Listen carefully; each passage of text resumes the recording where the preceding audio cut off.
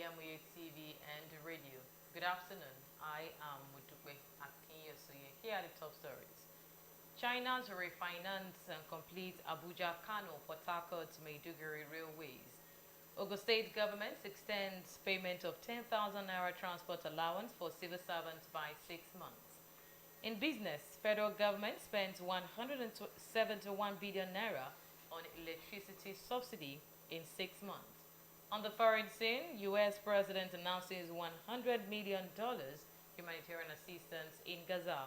In sports, Kamaru Usman targets double champion status ahead of UFC middleweight debut. Details of this and more coming up shortly. Stay with us.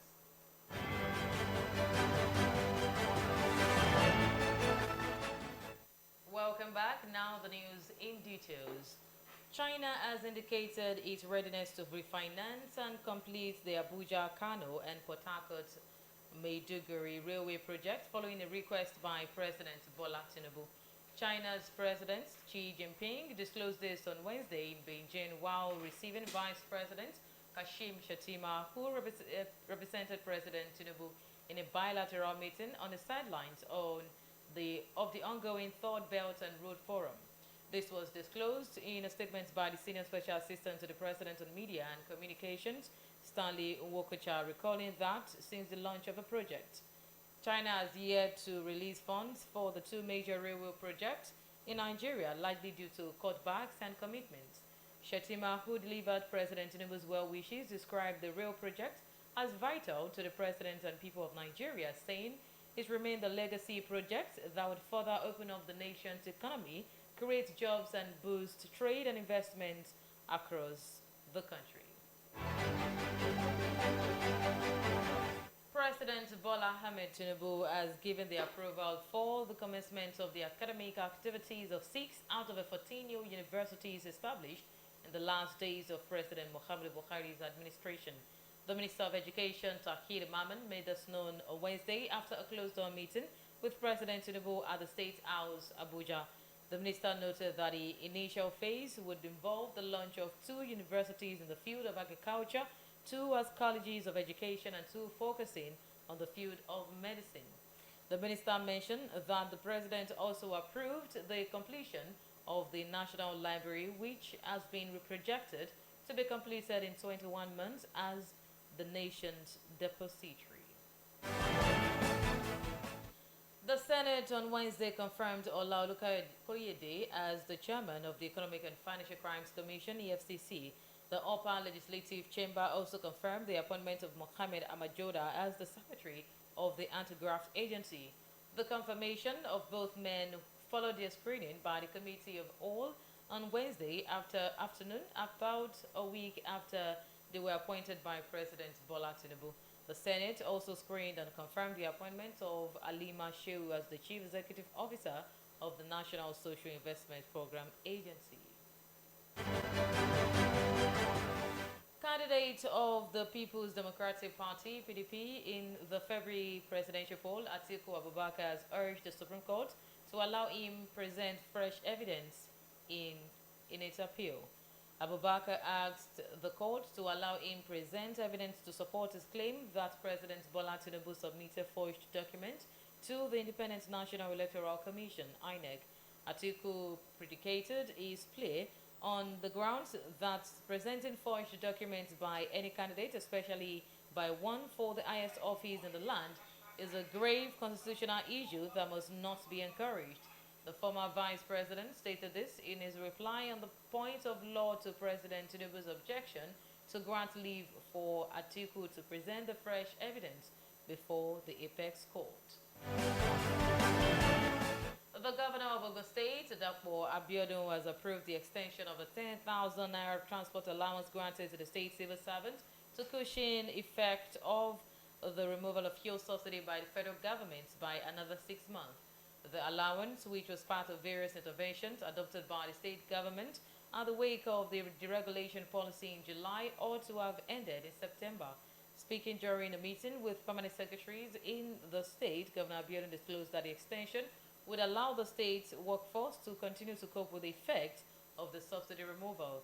He described the allowance as part of a temporary medium-term intervention to allow the government to come up with the appropriate medium and long-term intervention plan for the categories of people in the state. You are listening to the world news on Al-IyamoyeTv and the radio. Still to come, business, foreign and sport news. Stay with us.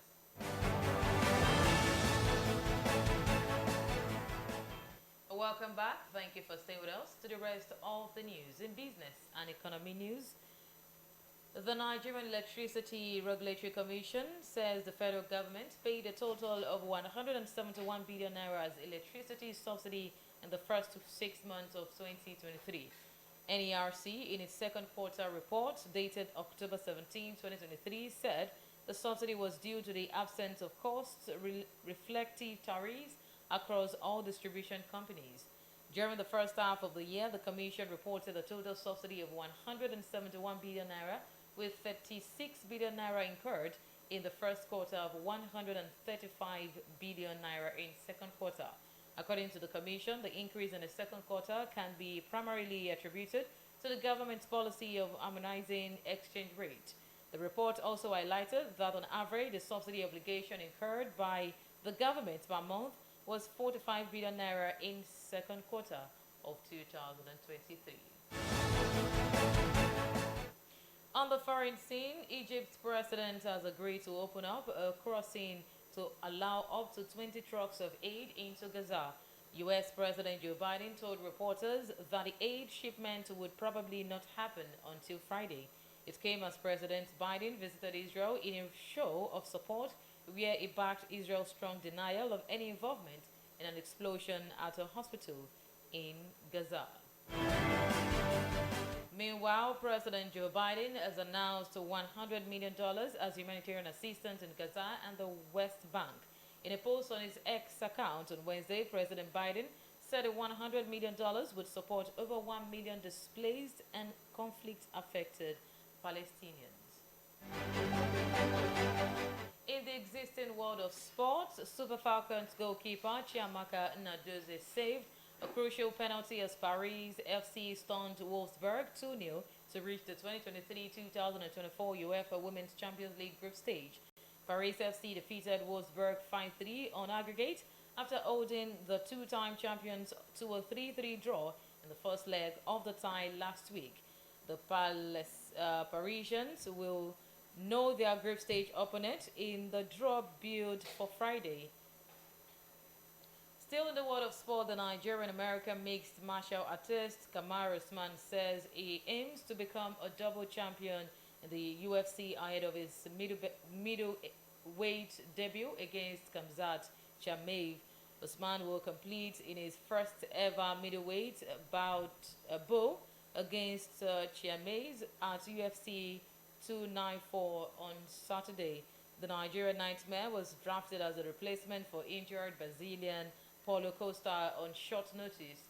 Usman, who lost his UFC welterweight division belt to Leon Edwards in 2022 and a rematch earlier this year, moved up a weight class to face Chimaev.